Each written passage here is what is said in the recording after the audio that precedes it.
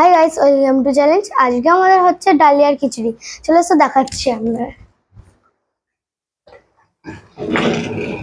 দেখুন ডালিয়ার খিচুড়িটা কেমন হয়েছে।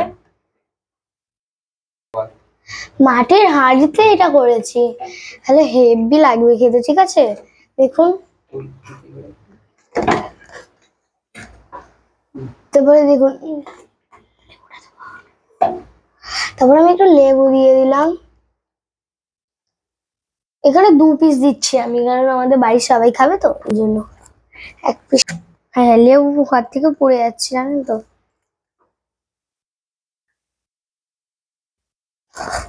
খিচুড়ি রেডি।